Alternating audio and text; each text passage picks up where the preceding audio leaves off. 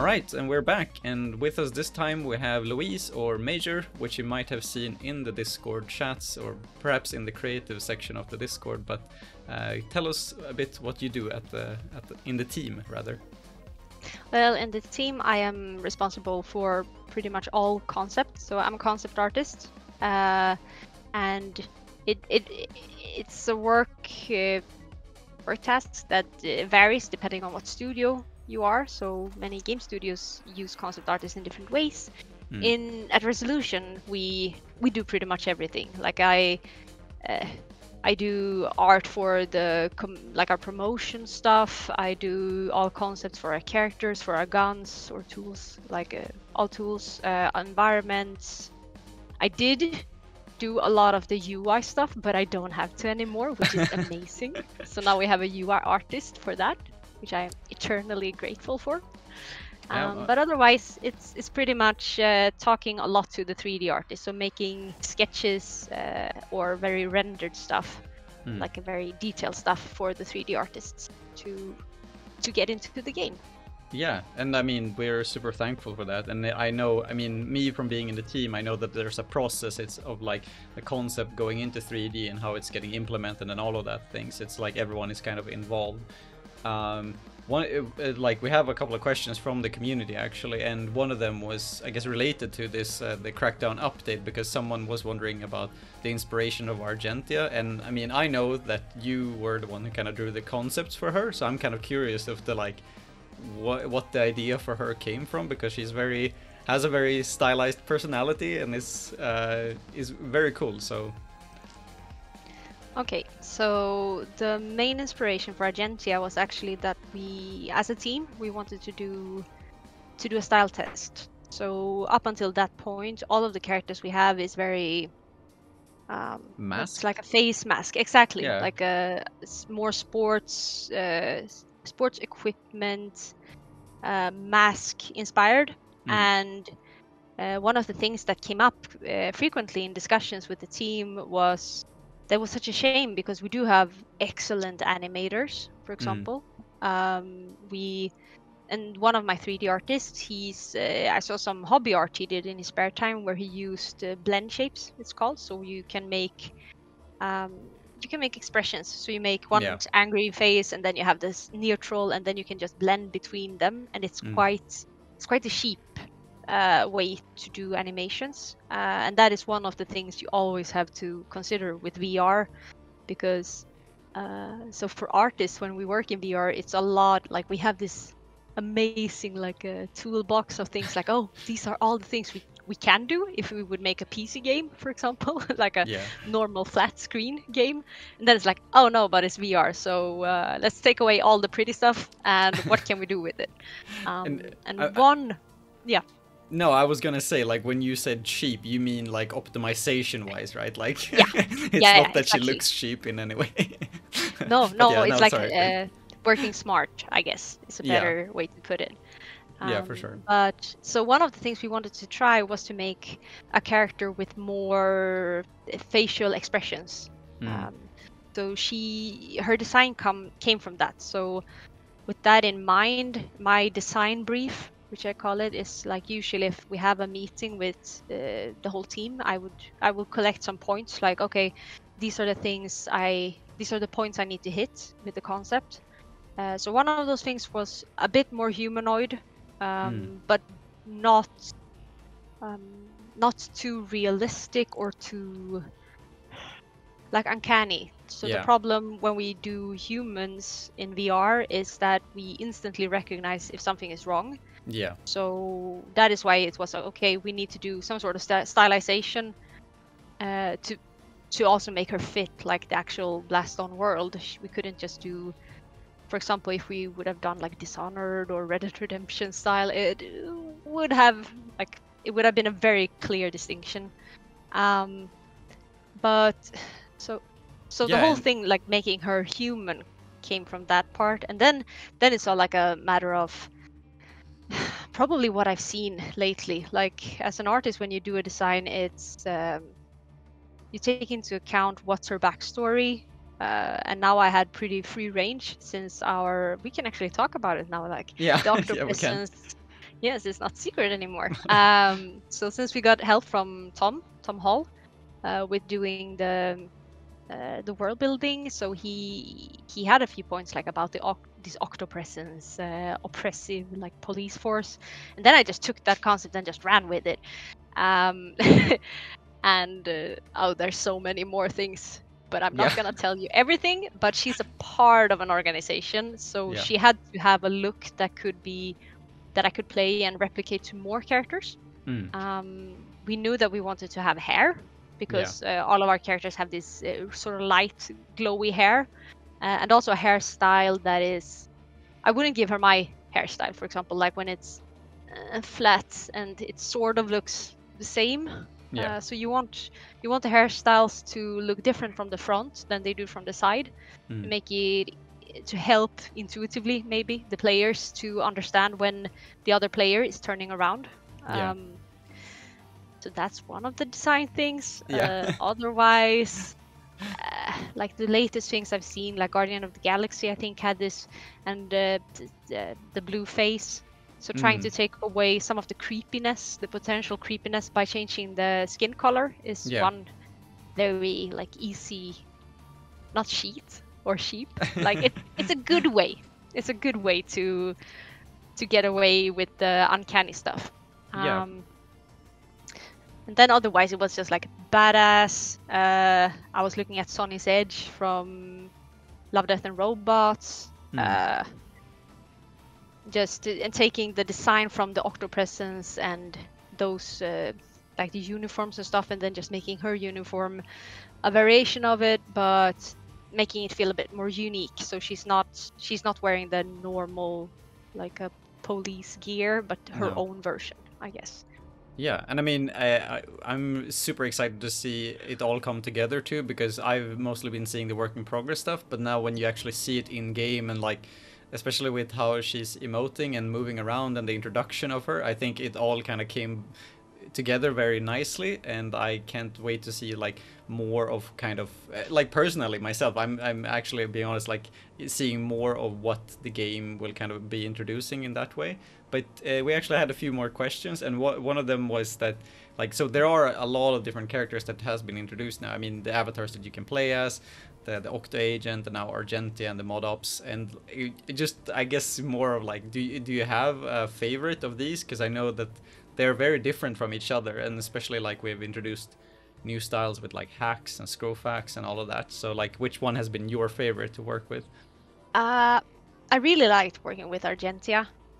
Probably because so there's usually very, what do you call it, like there's a high time, like what do you call it, like it's time sensitive. That concept needs to be finished before 3D can start working. So, and a lot of our characters have to be finished for the concepts like in 1 day, 1 or 2 days. But with Argentia, since it was sort of an experiment, I got some more time, so I actually had time to do like sketch some facial expressions and get more personality into her. But aside from that, I think I really liked hacks. Like, I don't know what it was. It just felt like his design is sort of simple, but I just loved the personality. It was just like, but I like him. It's like the edgy hacker boy. I kind of dig him as well. And but that actually leads into one of the other questions, because someone else asked if like if the avatars actually have personalities, or like do you imagine them to have that? Because I mean, for me, when I've got into Blaston now, since I joined after the release of the game, to me, like when I see Lux, I have like this badass kind of image of what she is, and then maybe Drax, I would think of him as being more like aggressive for some reason, but like still kind, maybe like passionate. But that's just things that I've kind of, I guess, taken in from how they look like and how they've been displayed in the trailer. So I'm kind of curious as well, like, has that been on your mind when you've designed these characters? Yeah, definitely. So at the very start, it was more a sense of getting variation. So I think the absolutely first character that we nailed the style for was Canix. So he's like the core look, And I actually got help from another artist at our studio, Jonathan, and that was because it was at the start of the project, like 2 years ago, I think. We just did like a lot of different versions. We were looking at like, you know, super hot style with the low poly stuff. We did some very creepy, more realistic stuff. It was just, you know, a lot of sketching, and he helped out because my personal style is more towards realism. So getting into the stylization, he helped a lot. But so Canix was the first one.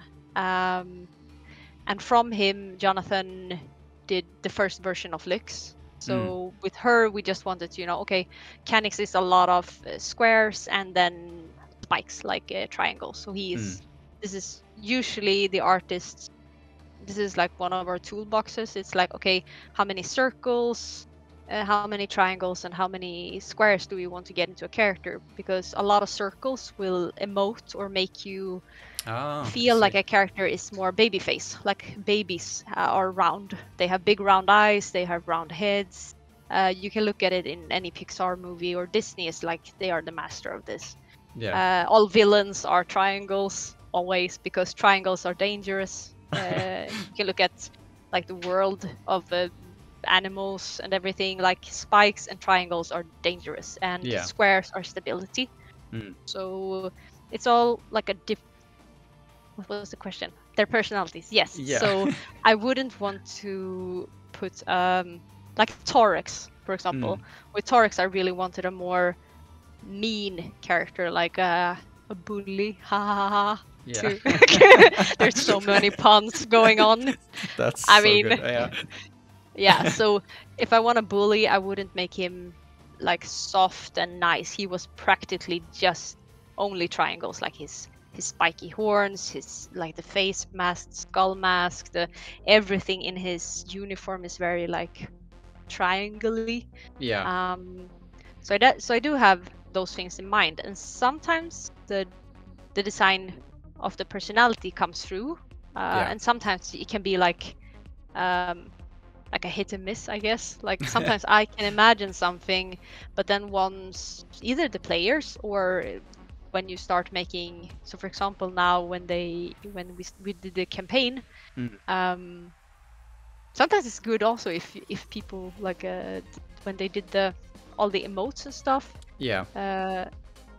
just like going crazy with it, especially since we have the mod ops. So in my mind, mod ops, they are not the same as like mod op Drax is not the same personality as actual Drax. So that gave our designer a lot more freedom just to go like, okay, what do you want in the campaign? How do you want to build up, and just go with it. But they definitely have personalities. But that's really cool to hear too, because I've seen as well, like now when I've gotten to know the community a bit more, it's fun to see how people have kind of adopted the avatar. Like this player is only playing with this avatar, it becomes like a part of their persona, and it's really interesting to see, because with VR it's also the extended element of like, you know, if you compare it to fighting games, you're an avatar on a screen, but in VR you become that avatar in some way, so you can see them move around in the matches. So it's really cool to see that, or hear that they have some intended personality, but maybe sometimes they are expressed in different ways, and that, you know, it's just the freedom of VR, I guess. So one other question we do have was and I guess this is more connected to future updates, but one asked is like if we're going to have more character skins, and I mean, I guess we can say that we're working on stuff. Yeah, so character skins are very now I don't want to say sheep, I keep saying sheep. It's easy to make. So compare when I have to, for instance, when I'm making a new character, the concept part is usually the very fast one. So say I spend 2 days on a totally new character, those 2 days will still take the 3D art like a week minimum, because there's so many steps you have to do, and there's like you have to do a low poly, and you have to sculpt, and you have to like UV map and a texture, and so But skins is, like you probably guessed from all games, it's very easy to make. Yeah. Because I don't have to design a lot. I can just, like I've done so far, it's just, you know, go in and make some cool pattern, or think of a way that, okay, if I make Drax, like some of you, if you hang out in our art server in Discord, I did post like a cowboy version of Drax, and then it's just like, okay, how can I take the design if I make his face mask darker on the bottom half? It sort of looks like he has a bandana, right? Yeah. So it's more about how I can play with the values, like how a design can be altered to look cool in a new way, and that is, then I can do maybe 4 of those in a day, easy. Yeah. I love the final part, easy. It's just like easy to make, but no, it's great to hear too. And I mean, I guess from my end, we can just confirm that we're going to continue to work on Blaston and adding content to it. So of course, like, character skins is a part of that, so we can just say yes, but we'll give more information when the time comes for those updates. But yeah, I think that's all we have for now for this time, because we have the other interviews going on as well. So thank you so much for taking the time and talking to us. Yes, thank you. And again, just for a final shout out to the community, I mean, please drop by the art channel, and if you have suggestions of things you want to see, like, you know, people requested like, oh, I really want a penguin. Yeah, now we sort of have a penguin. So I listen, and I'm there. And I mean, if you want a skin or a character design, just like, let me know. Yeah. Okay. Yeah, that's it's great. awesome. Yeah. Okay, thank you. Thank you.